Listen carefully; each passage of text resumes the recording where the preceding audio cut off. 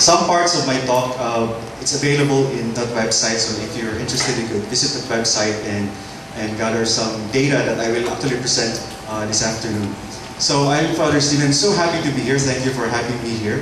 What I'm going to talk about is actually a part of a day-long hands-on workshop that we facilitate, we meaning Communication Foundation for Asia. I belong to this congregation called Missionaries of the Sacred Heart. Actually, my sisters are here, the daughters of Our Lady of the Sacred Heart. Please stand here. Beautiful sisters. And as has been said, my work involves creating websites and doing video production. And as of now, I'm also into development of Android applications and, of course, advocacy for Linux and free software. The operating system that I'm using now and the applications that I'm using now are all free and open source. So if you're interested in that, we could talk about it later. So young people nowadays, ano bang mas uso sa kanila? Ito or ito? Alin? Yung peripheral, no? Or where would they go? Would they go to a place like this or to a place like this? That is why most churches are empty and internet cafes are always filled with people. Now, our mission is to preach God's good news. And since young people are in social networks on the internet, online, we should also be there. Because if we are not present online, it only affirms the idea that the church is irrelevant to their daily life. But if we are there, then they can feel our presence. They can feel our shepherding presence, and in a way we are able to dialogue with them and probably influence their behavior for the better. In the past, if you go to a house, especially in a Filipino house, you would see an altar like this. It would be very prominent in the house. But if you go to a Filipino house nowadays, this would be their altar. This is where they spend most of their time. This is where they worship. This is where they sleep, they eat. Almost anything that they do is, is online. Like ngayon, yung mga bata ngayon, they don't use landline phones anymore, or they don't email anymore. They have a different way of doing things already. And in fact, when I was a student, if I had to read books, if I had to learn something, I have to go to a library and find books like this. But today's generation would have books like this at the tip of their fingertips. And the big difference is that you have probably hundreds of books here, but here you have millions of books to read or listen to if you're downloading audiobooks. So it's a very powerful resource. Now, I call this book version 1 because this for me is book version 2, or Bible version 1, Bible version 2. And this should be your classroom version 1, classroom like this. And this should be classroom version 2 where people learn about life nowadays. And this should be church version 1, the offline church, the face-to-face church. Because for me, this is church version 2, the online church. And the Pope launching Vatican Radio, I forgot the date, 1930s, with the inventor of radio there. This is Pope version 1, because for me, this is Pope version 2. The Pope uses an iPad. Actually, when he used this iPad, he was launching a new website, news.va. So imagine our Pope being into this kind of technology. This brings me to my point that we really need to explore how we can best use online tools in order for us to do our work, our mission to evangelize the world. And I call this evangelization through digital games. Although the main topic is truth proclamation and authenticity of life in the digital age, I would like to focus on digital games because I'm sure most of you have attended talks about social networking and podcasting and all these things, because this is the new...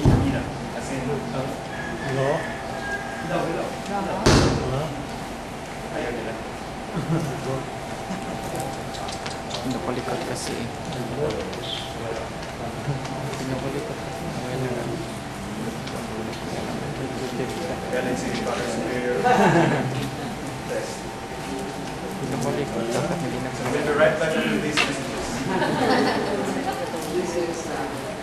In Linux, they always say Don't fix it if it is not broken.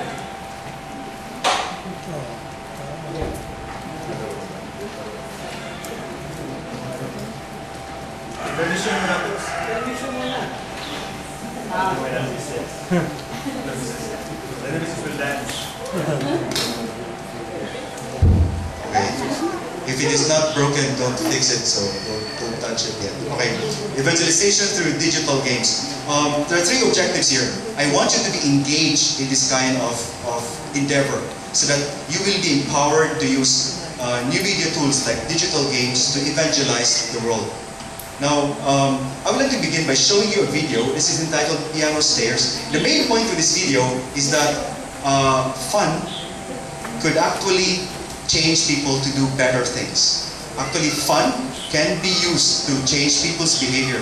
You become a better person by doing something fun. Actually, may audio yan. Audio.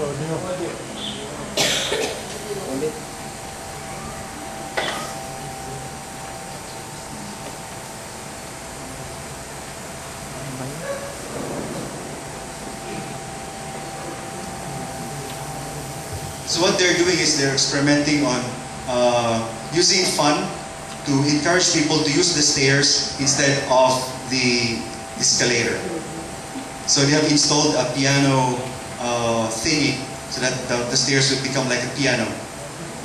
There, it becomes a piano. And actually there's a sound when you step there. You can hear a sound. Yeah, please.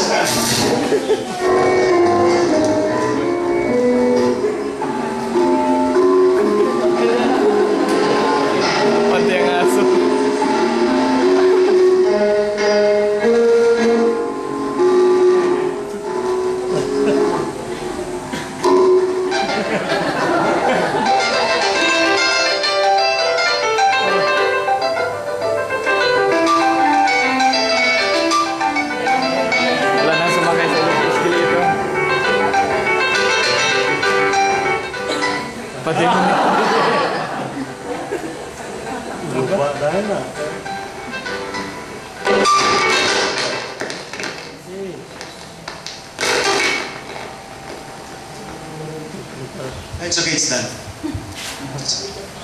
So they introduced fun into that activity, and more people actually chose to take the stairs over the elevator because of the fun element. Just imagine introducing fun into learning the faith. When was the last time you smiled while reading the Bible, for example? When was the last time you had fun while learning Christology or liturgy? When was the last time you really had fun while talking about fundamental theology and all these other academic things? It's not bad to have fun, right? Imagine if you introduce fun into everything that we do, people would be more interested about learning the faith.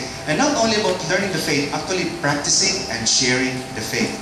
So that is why I would like to introduce to you this argument that we need to evangelize through digital games. And I would like to talk about 3 things actually.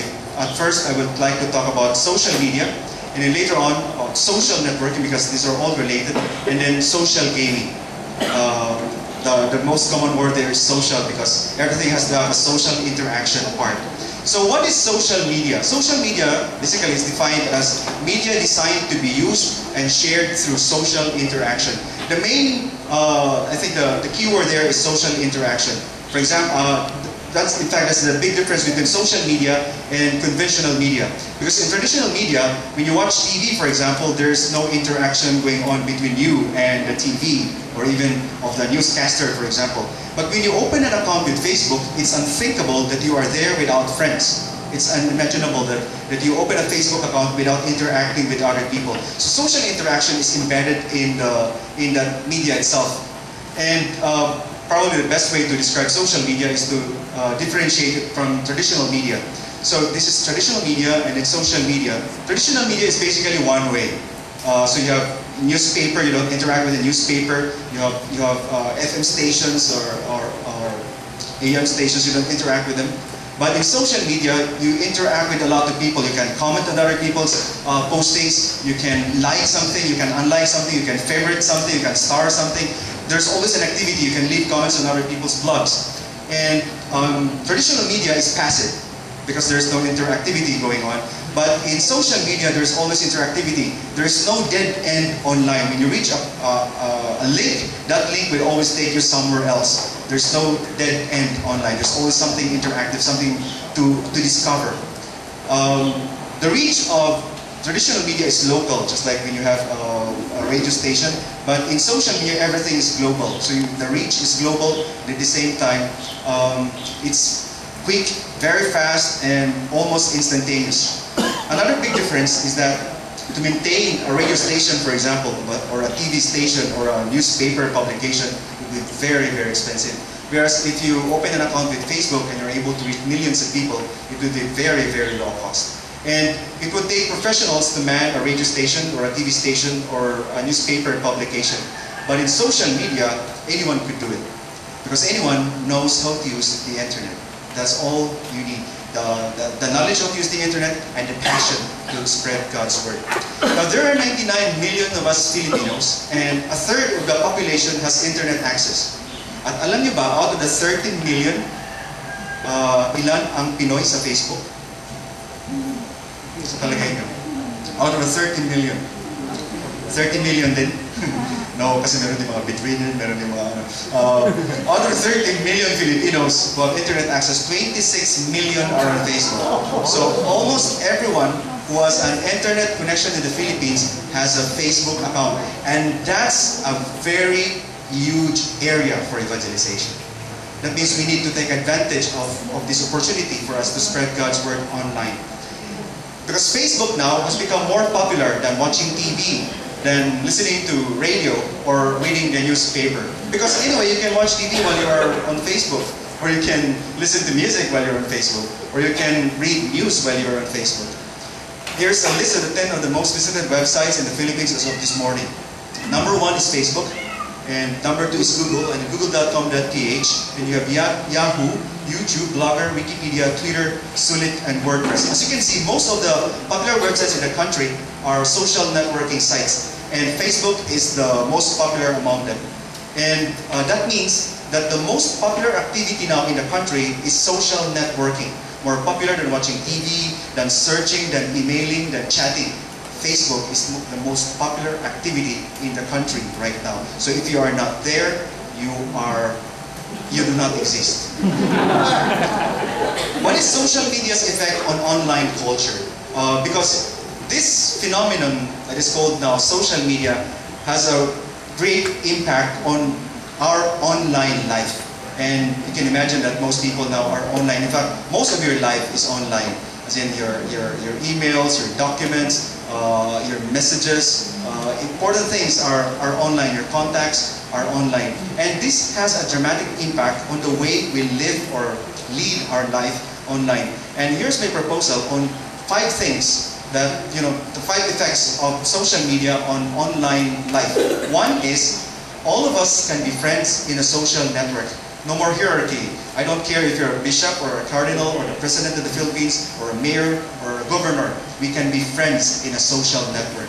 No hierarchy. Everyone is on a level playing field. In fact, in Facebook, they do not encourage you to put your father or sister or engineer or any title before your name. You are just, just like everyone else, just first name on a first name basis. All of us can be friends in a social network. Now, if you read the Pope's message, which has that title, he also warned us that there is a risk of constructing a false image of oneself. Because when you are online, you can be anyone. You can choose your gender, you can choose your political views, you can choose your look, you can change your look, you can present however you want yourself to be presented online.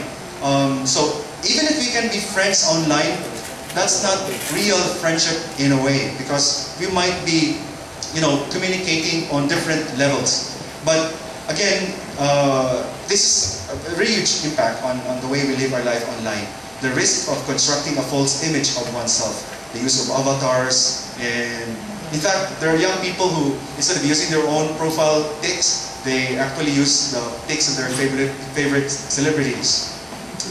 Another impact of social media on online culture is, if it's popular, then it must be true. Even if it is not true. Even if this statement is not true, this is common. Most young people, since their only source of information is Facebook and social networking sites, but